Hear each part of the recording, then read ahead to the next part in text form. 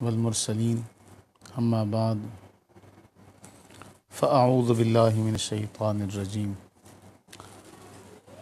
بسم اللہ الرحمن الرحیم لقد من اللہ علی المؤمنین اذ بعث فیہم رسولا صدق اللہ العلی العظیم۔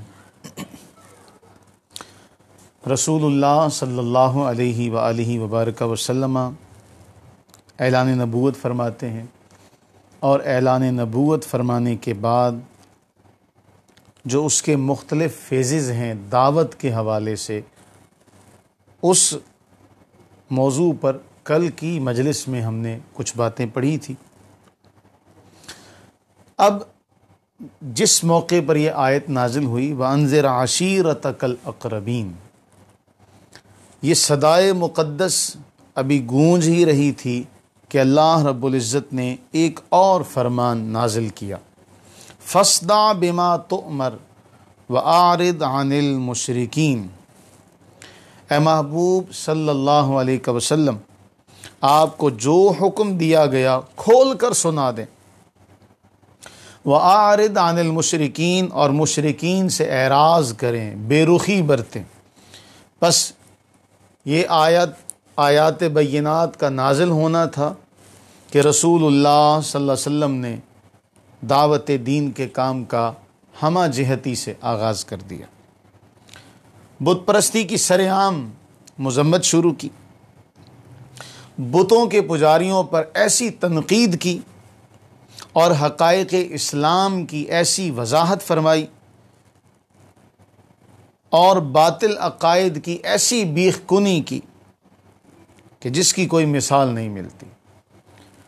جب کفار نے یہ بات دیکھی کہ یہ جو دعوت کا یہ جو مرحلہ ہے یہ سابقہ آوازوں کی طرح کمزور اور محدود نہیں، اب آگے سے مزاحمت کا ایک مادہ نظر آ رہا ہے، مزاحمت کا عنصر دکھ رہا ہے، اب اس کے اثرات پورے معاشرے میں پھیل چکے ہیں، تو وہ آپ صلی اللہ علیہ وسلم اور آپ صلی اللہ علیہ وسلم کے ساتھیوں کے مقابلے کے لیے اٹھ کھڑے ہوئے، لوگوں کو راہ اسلام سے روکنے کے لیے ہر قسم کے ہتھ کنڈے اور تمام وسائل کو استعمال کیا، کیونکہ یہ جو دعوت توحید تھی اس سے ان کے اپنے مفادات پر زد جو تھی وہ پڑنے لگی تھی۔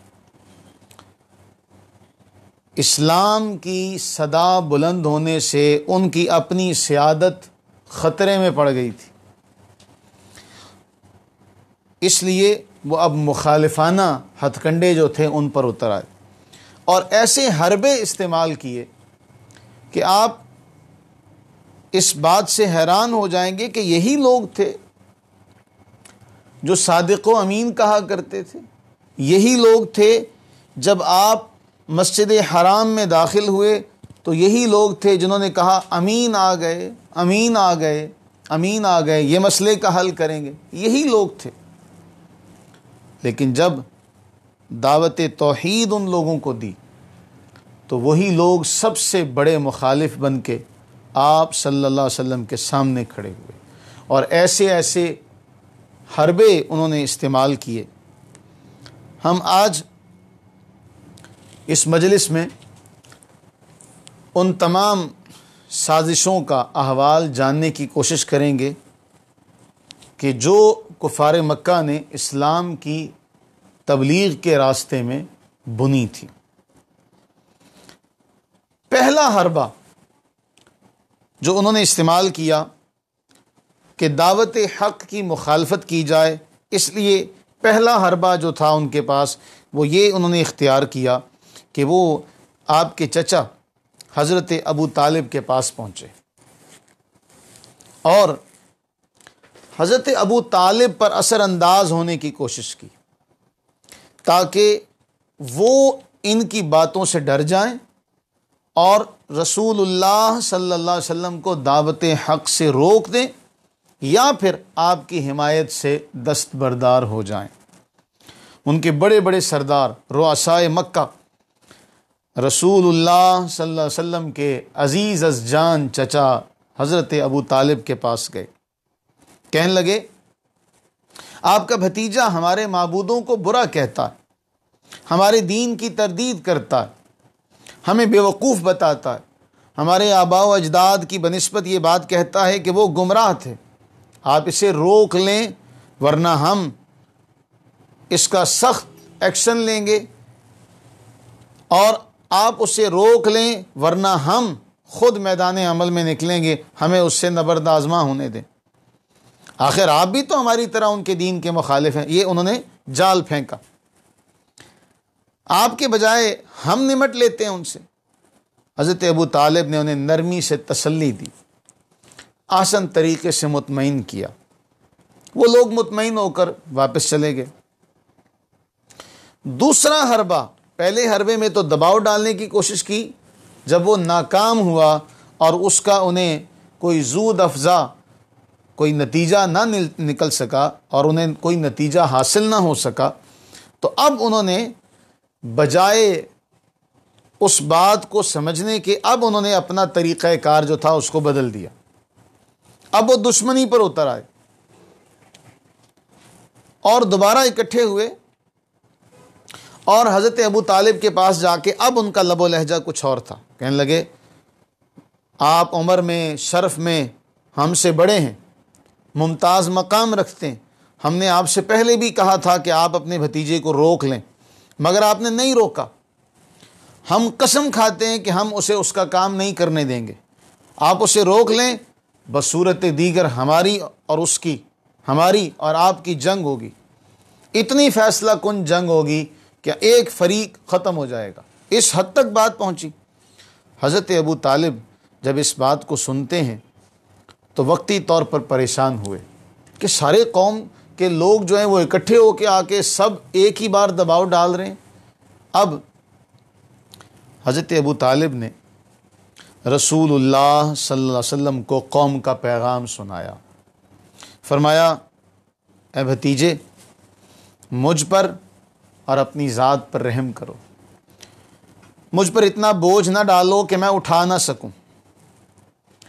اس کے جواب میں رسول اللہ صلی اللہ علیہ وسلم نے فرمایا یا عمی، اے میرے چچا، واللہ لو بدع الشمس فی یمینی والقمر فی یساری علی ان اترک هذا الامر حتی یظہرہ اللہ او اہلک فیہ ما ترکتہ۔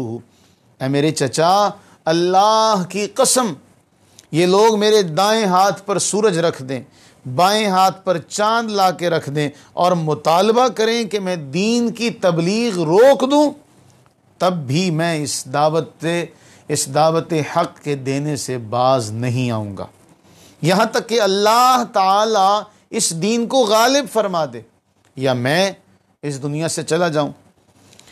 شدت جذبات سے کوئی ان لمحوں میں، ان لفظوں کی گہرائی میں جا کے دیکھے تو صحیح، قوم ساری مخالفت پر کمر بستہ ہے، ساری قوم کے سربراہ بردہ لوگ آ کر ایک ہی ہستی ہے شفیق، ایک ہی وہ صاحبان ہستی ہے جس کے دامن میں رسول اللہ صلی اللہ علیہ وسلم نے یہ سارے معاملات گزارے ہیں، یہ سارے موسم دیکھیں، وہ ایک ہی ہستی، سارے کے سارے دشمن، اور اسی جب وہ ایک ہی ہستی کے پاس وہ سارے آئے، سوچے تو صحیح، یہ وہ الفاظ ہیں کہ رسول اللہ صلی اللہ علیہ وسلم کی آنکھوں میں آنسو آ گئے، فرمایا ایک ہاتھ پہ سورج رکھ دیں، ایک ہاتھ پہ چاند رکھ دیں، میں باز نہیں آؤں گا۔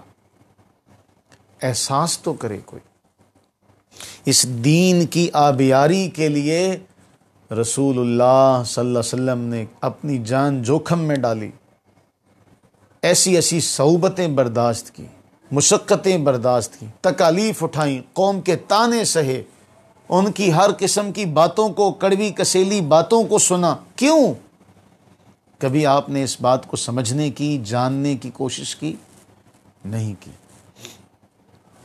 ہم کبھی اس بات کو سمجھ نہیں سکتے جب تک ہم اپنی انا کے خول سے باہر نہیں نکلیں گے، ہمیں دین کا یہ پہلو کبھی بھی سمجھ میں نہیں آ سکتا۔ آج ہم نرم و گداز بستر پر آرام کرتے ہیں، سہولت کے ساتھ سفر کرتے ہیں، پھر بھی ہم سے دین کا کوئی کام، جس طرح پنجابی میں کہتے ہیں ککھ دورہ نہیں ہوندا، ایک تنکا ہم اٹھا کر ادھر سے ادھر نہیں کر سکتے۔ ساری قوم مخالفت پر کمر بستہ ہے، جواب دیتے ہیں۔ اور جب یہ بات کہی، چچا نے بے قرار ہو کر کہا، اے بھتیجے، جاؤ جو جی میں آتا ہے کہو، اللہ کی قسم میں جیتے جی تمہیں تنہا نہیں چھوڑوں گا، جیتے جی تمہیں تنہا نہیں چھوڑوں گا۔ اور ایک اور روایت بھی اس حوالے سے اسی قسم کی ملتی ہے۔ اور یہاں سب لوگ حیران ہوتے ہیں کہ حضرت ابو طالب کا اتنا بڑا اسٹینڈ۔ اب ساری زندگی رسول اللہ صلی اللہ علیہ وسلم کے لیے کفار کے سامنے دیوار بن کر کھڑے رہے، گرم ہوا تک لگنے نہیں دی، اور کیا کہا، اے بھتیجے جاؤ جو جی میں آتا ہے کہو، جاؤ جو جی میں آتا ہے کہو، میں جیتے جی، اللہ کی قسم میں جیتے جی تمہیں تنہا نہیں چھوڑوں گا۔ اور ایک اور روایت، یہ جو صحیح روایت ہے اس حوالے سے، امام ابن اسحاق کی، جس کی سند حسن ہے، اس میں یہ ہے کہ جب وہ لوگ آئے تو رسول اللہ صلی اللہ علیہ وسلم نے اپنے چچا سے کیا کہا، آسمان کی طرف نگاہ اٹھائی اور فرمایا، آپ سورج کو دیکھتے ہیں؟ کہنے لگے ہاں۔ فرمایا، جس طرح آپ اس سورج سے کوئی شعلہ نہیں لا سکتے، اسی طرح میں بھی اپنا کام نہیں چھوڑ سکتا۔ جب یہ بات سنی تو ابو طالب نے سرداران قریش سے فرمایا، اللہ کی قسم میرے بھتیجے نے کبھی کوئی غلط بات نہیں کی، جاؤ چلے جاؤ۔ یہ وہ موقف تھا جو سجدہ بھی حضرت ابو طالب کو ہے، جو زیبا بھی انہی کی ذات کو ہے۔ اب یہ دو حربے، یہ دونوں ناکام ہو گئے۔ تیسرا حربہ، لوگوں کو دین اسلام سے روکنے کے لیے آپ صلی اللہ علیہ وسلم پر جنون کی تہمت لگائی۔ وَقَالُوا يَا أَيُّهَا الَّذِي نُزِّلَ عَلَيْهِ الذِّكْرُ إِنَّكَ لَمَجْنُونَ، بولے یہ وہ شخص جس پر یہ ذکر نازل کیا گیا یہ تو مجنون ہے۔ إِنَّكَ لَمَجْنُونَ، آپ تو مجنون ہیں، آپ پر یہ قرآن نازل ہوا۔ یہ ہے اذیت دینا، جنون کی تہمت لگانا۔ قرآن کریم نے یہ بات بھی نقل فرمائی، وَيَقُولُونَ إِنَّهُ لَمَجْنُونَ۔ قرآن نے رد کیا، ما انت بنعمت ربک بمجنون، اے محبوب صلی اللہ علیہ وسلم، آپ اپنے رب کے فضل سے مجنون نہیں ہیں۔ اور اس طرح کے قرآن کریم نے اور بھی آیات بینات اس طرح کی ذکر فرمائی۔ ہم نے اس حوالے سے کل ولید بن مغیرہ کا بیان پڑھا تھا، جس میں وہ ساری کی ساری باتیں جو تھی اس نے کہیں کہ کیا کرنا چاہیے۔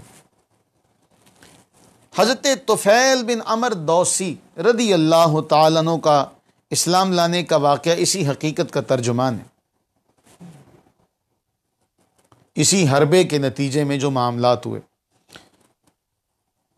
واقعہ کچھ یوں ہوا کہ حضرت طفیل مکہ معظمہ تشریف لائے۔ جب وہ مکہ پہنچے تو کفار قریش میں سے کچھ لوگ ان کے پاس جا پہنچے۔ حضرت طفیل نہایت عقل مند، شاعر اور اپنے قبیلے کے سربراہ شخص تھے۔ کفار کہنے لگے، جناب طفیل آپ ہمارے شہر میں آئے ہیں، آپ کو مطلع کرنا ضروری ہے، یہاں ایک شخص ہے ہمارے لیے مصیبت بن گیا ہے، ہماری جمعیت کا شیرازہ بکھیر کے رکھ دیا ہے، ہمیں تفریق ڈال دی ہے، اس کی باتیں جادو کا سا اثر رکھتی ہیں، وہ اپنی باتوں سے باپ بیٹے کو جدا کر دیتا ہے، بھائی بھائی سے جدا ہو جاتا ہے، خاوند بیوی کو جدا کر دیتا ہے، ہمیں خوف ہے کہیں ایسا نہ ہو کہ وہ آپ کی قوم کے ساتھ بھی ایسا ہی کرے. آپ ایسا کریں کہ آپ ان کی کوئی بات نہ سنیے گا. کہیں ایسا نہ ہو کہ آپ کی قوم کے ساتھ بھی ایسا ہو جائے. وہ مسلسل ڈراتے رہے. ہائے، اتنا ڈرایا کہ حضرت طفیل نے اپنے کانوں میں روئی ٹھونس لی، کانوں میں روئی ڈال لی کہ کہیں ایسا نہ ہو. یہ ہے پروپیگنڈا. آج بھی ملحدین بڑا زور لگا رہے ہیں ایڑی چوٹی کا. لگاؤ. یریدون لیطفئوا نور اللہ بافواہہم. تم منہ کی پھونکوں سے اللہ کے نور کو بجھانا چاہتے ہو. سن لو، اللہ تعالیٰ اپنے نور کو کامل کر کے رہے گا. تمہیں برا لگتا ہے تو برا لگتا رہے. مٹ گئے، مٹتے ہیں، مٹ جائیں گے عادا تیرے. نہ مٹا ہے نہ مٹے گا کبھی چرچا تیرا.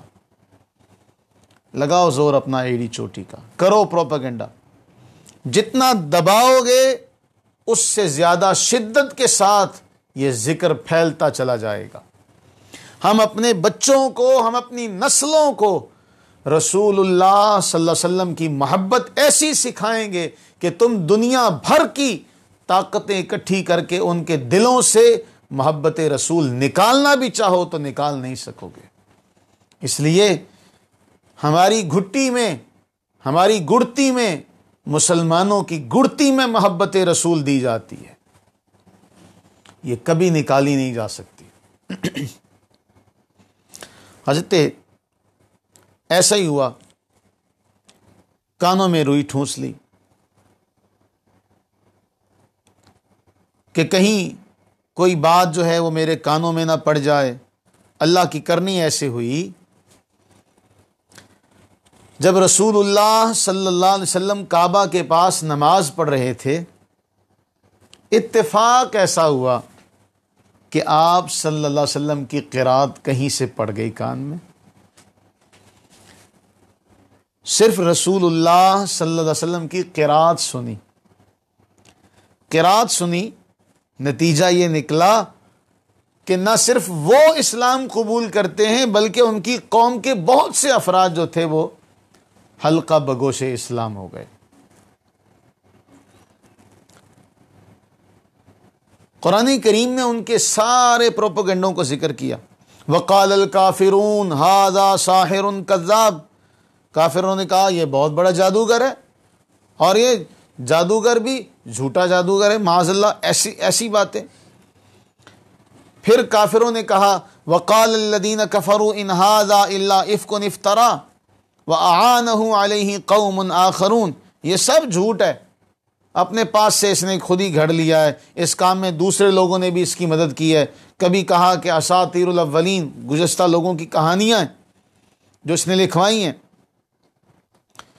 اس کے بعد ایک اور حربہ، چوتھا حربہ، مذاق اڑانے کا، طعنہ زنی کرنے کا، استہزاء، تکبر.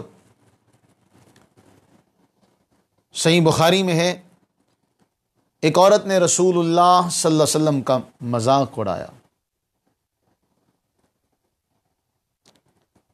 بڑے سخت الفاظ ہیں یہ، انہیں برداشت کرنا بڑے دل گردے کا کام ہے. وہ عورت کہنے لگی، جب وحی کے درمیان تھوڑا سا وقفہ آیا، وہ کہنے لگی مجھے امید ہے، مجھے لگتا ہے کہ جو تیرا شیطان تیرے پاس آتا تھا نا وہ تیرا ساتھ چھوڑ گیا. معاذ اللہ ثم معاذ اللہ، استغفر اللہ. اللہ تعالیٰ کو یہ بات اس قدر جلال میں کر گئی. فرمایا والضحیٰ واللیل اذا سجا ما ودعک ربک وما قلی. چاست کے وقت کی قسم اور رات کی جب وہ اچھی طرح چھا جائے، ما ودعک ربک وما قلی، تیرے رب نے تجھے چھوڑا نہیں. اے محبوب صلی اللہ علیہ وسلم، آپ کے رب نے آپ کو نہیں چھوڑا. نہ آپ کا رب آپ سے ناراض ہوا ہے، اور اس طرح کی بہت سی باتیں۔ اور ایک اور واقعہ امام ابن اسحاق نے نقل کیا۔ ایک عام سا شخص تھا، اراشی قبیلے سے تعلق رکھتا تھا۔ ابو جہل نے اس سے اونٹ خریدا، لیکن قیمت دینے سے انکار کر دیا، مکر گیا۔ اب قیمت دینے سے انکار کر دیا، اب ہوا کیا؟ وہ بیچارہ بے یار و مددگار لاچار مسجد حرام میں آ گیا۔ وہاں کئی سردار بیٹھے تھے، بڑے بڑے سربراہ بردہ لوگ، بڑے بڑے چودھری بیٹھے ہوئے تھے ان کے۔ وہ آ کے فریاد کرنے لگا، بھئی کوئی مجھے پیسے دلا دے، ابو جہل نے میرے پیسے دینے۔ انہیں شرارت سوجی کہ ایسا کرتے ہیں، اسے کیا پتا، اسے بھیجتے ہیں جانے دو عالم، جانے جانا صلی اللہ علیہ وآلہ وبارک وسلم کی بارگاہ میں۔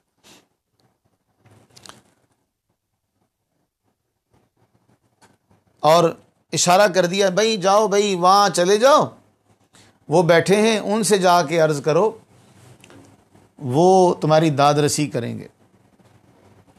اب اسے کیا پتا تھا، پردیسی تھا۔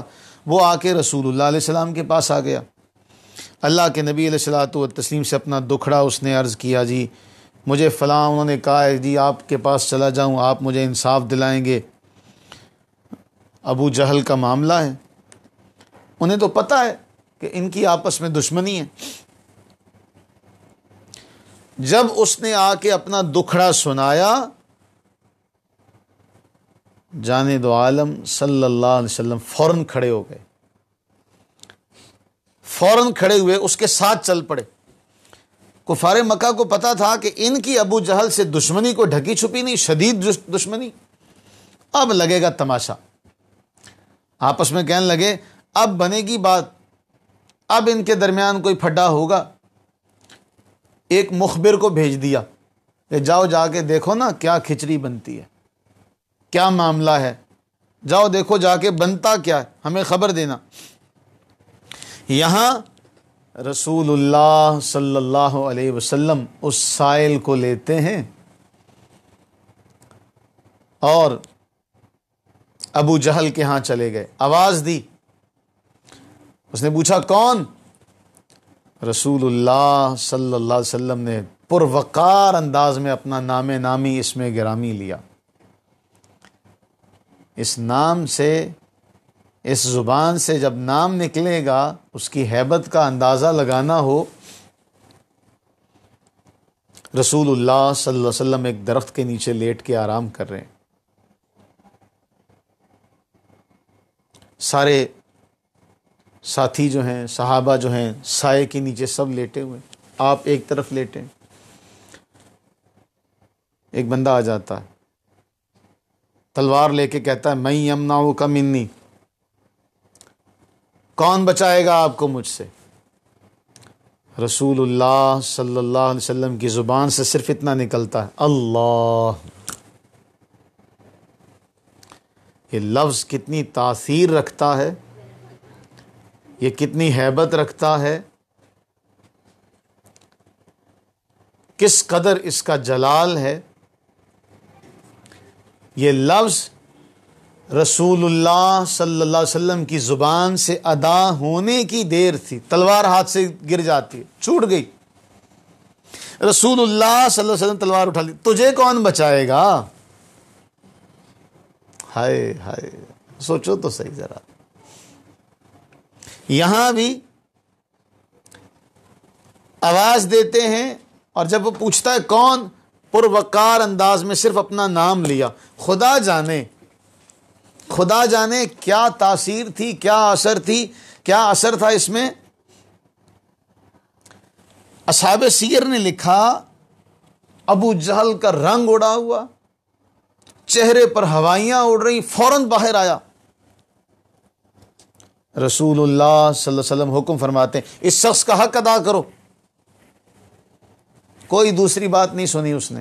اتنی سی بات سننے کی دیر تھی, فوراً گیا, جی رکیے میں ابھی گیا اور ابھی آیا. اندر گیا, اندر جا کے جو حق بنتا تھا لا کے اسے دے دیا. سائل کا تو کام بن گیا,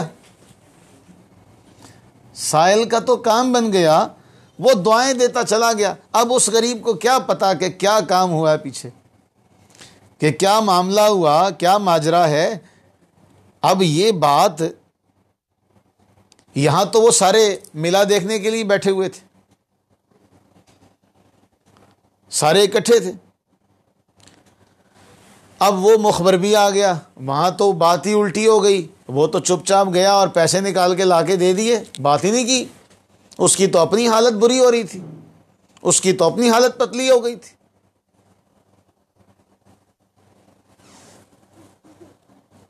ابو جہل بعد میں چودھری ہے نا مکہ کا, تو وہ آتا ہے ان کے پاس, کفار کے پاس. سب نے برا بھلا کہا, جی بھر کے برا بھلا کہا, وہی علاقہ اور تو ہلاک ہو جائے, تو مر جائے, یہ کیا کر دیا تو نے, بڑی بڑی باتیں کرتا ہے.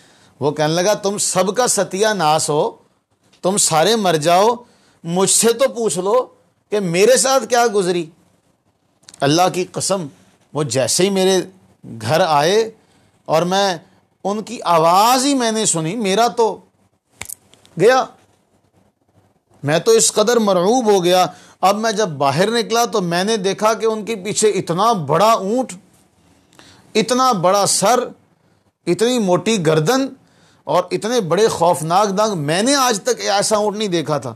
اگر میں قیمت دینے سے انکار کرتا نا تو وہ مجھے کچا چبا جاتا. میری کیا ضرورت پڑی کہ میں انکار کروں. اللہ تعالیٰ نے یوں ہی قرآن میں نہیں فرمایا, محبوب میں آپ کی حفاظت کروں گا,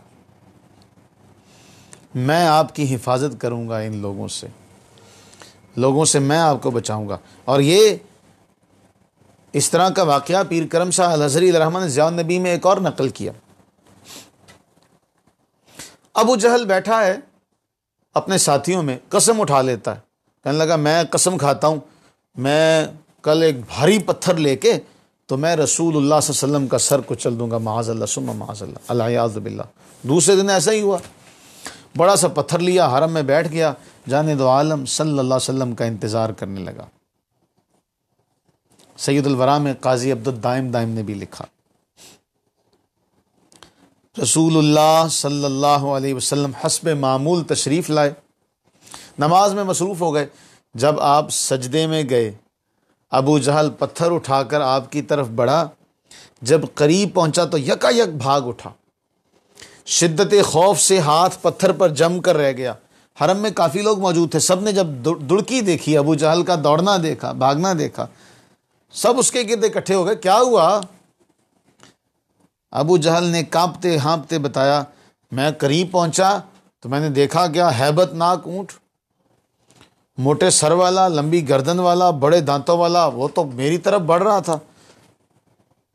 میں نے تو ایسا اونٹ پہلے کبھی دیکھا. میں پتھر کیا پھینکتا, مجھے تو اپنی جان کے لالے پڑ گئے. اللہ نے بچایا, یہ ایک طرف, لیکن دوسری طرف مذاق, طعنہ زنی, استہزاء کہ اس سائل کو بھیجا کیوں تھا, صرف اس لیے کہ مذاق بنے گا, تماشا بنے گا اور ہم اس کا مزہ لیں گے, اس کو دیکھیں گے. اور صحیح سند کے ساتھ یہ بات ثابت ہے. اللہ کے نبی علیہ السلام عاجزی ان کی ساری اختیار کی, وہ ایک الگ بات ہے, لیکن آواز کا روب, دبدبہ, ہیبت اور جلالت کیا کہنا.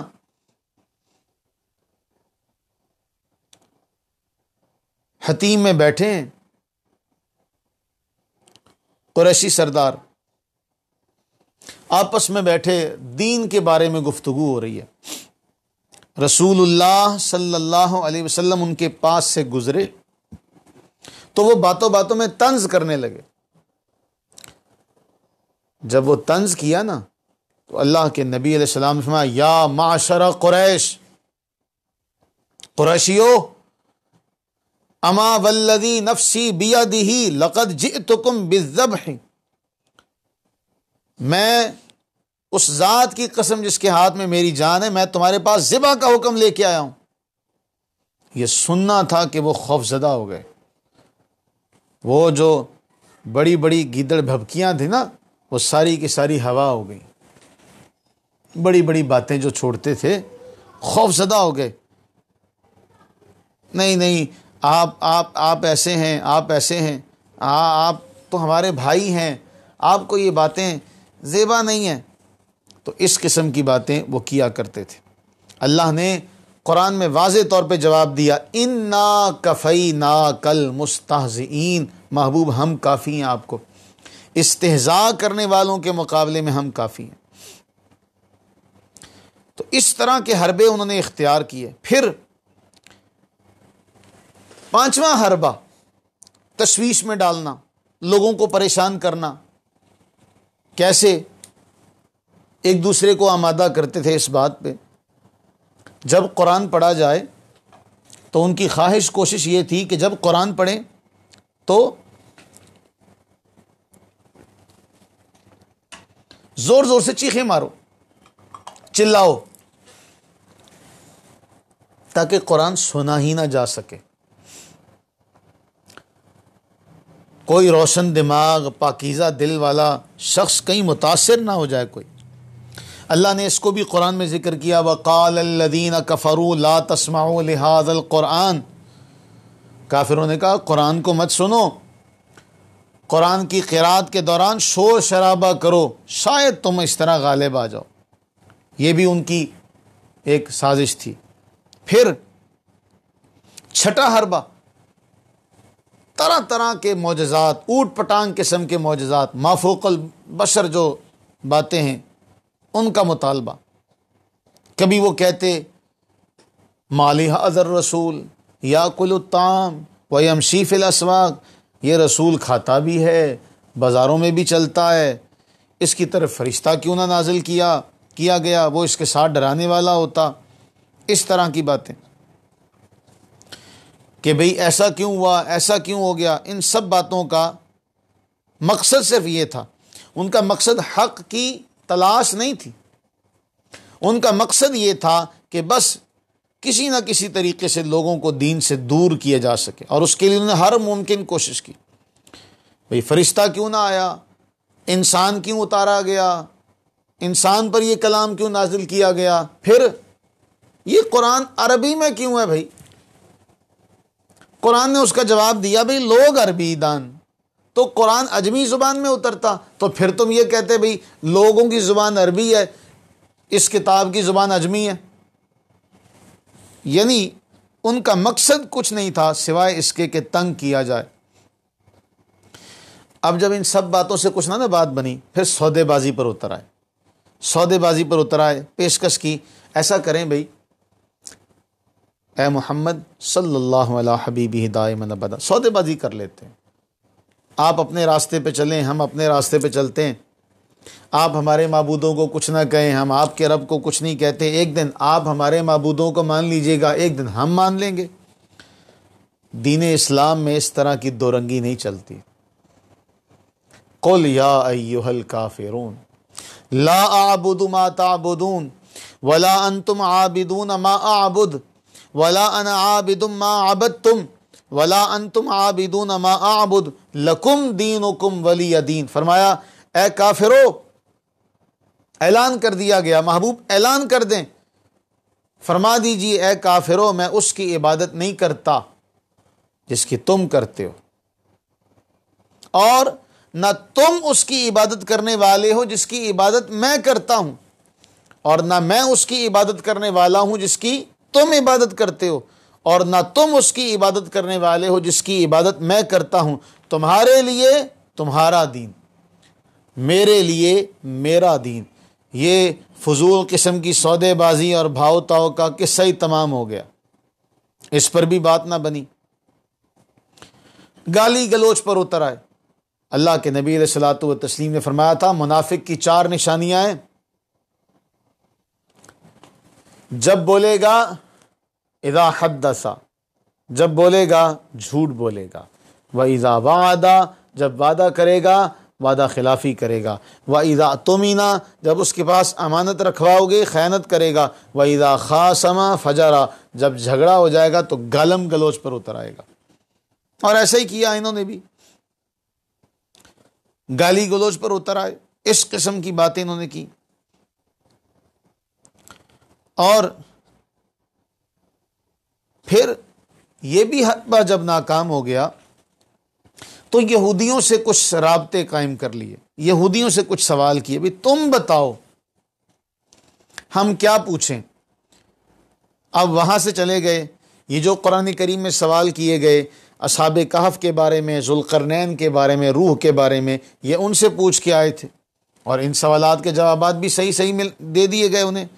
اب ان سب کے بعد ایک حربہ یہ بھی رکھا کہ لالچ دیا جائے، رسول اللہ صلی اللہ علیہ وسلم کو ہر قسم کا لالچ دیا گیا، آپ لے لیں، بادشاہت لے لیں، مال لے لیں، آپ شادی کرنا چاہتے ہیں تو ہم آپ کی شادی کروا دیتے ہیں۔ لیکن اس پر بھی بات نہ بنی، پھر دھمکیاں، اور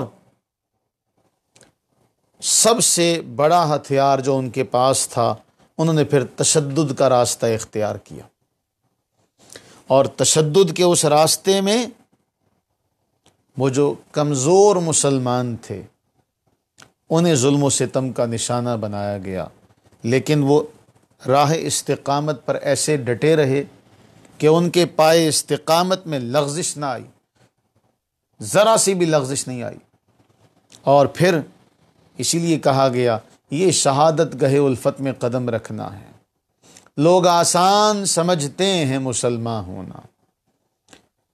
انشاءاللہ اگلی نشست اس میں ہم ذکر کریں گے کہ کس قسم کے مراحل سے وہ کمزور اور نادار مسلمان جو مالی اعتبار سے کمزور تھے، جن کا، اور اس میں ہر طرح کے لوگ بھی تھے، یہ تمام کے تمام جو جماعت من حیث القوم، یہ ساری جماعت مسلمانوں کی، ان سب کو کسی نہ کسی طرح کے تشدد کا سامنا کرنا پڑا۔ اس حوالے سے انشاءاللہ اگلی نشست جو ہوگی ہماری اس پر ہوگی۔ اللہ سے دعا کریں کہ باری تعالی ہم تمام پر اپنی رحمتیں، برکتیں نازل فرمائے، اور ہمیں رسول اللہ صلی اللہ علیہ وسلم کی پکی سچی سچی محبت عطا فرمائے، اور ہمیں رسول اللہ صلی اللہ علیہ وسلم کا جو مشن ہے اس مشن کو جاننے کی اور اس مشن پر کاربند رہنے کی توفیق و ہمت عطا فرمائے۔ آمین ثم آمین، وما علینا الا البلاغ المبین۔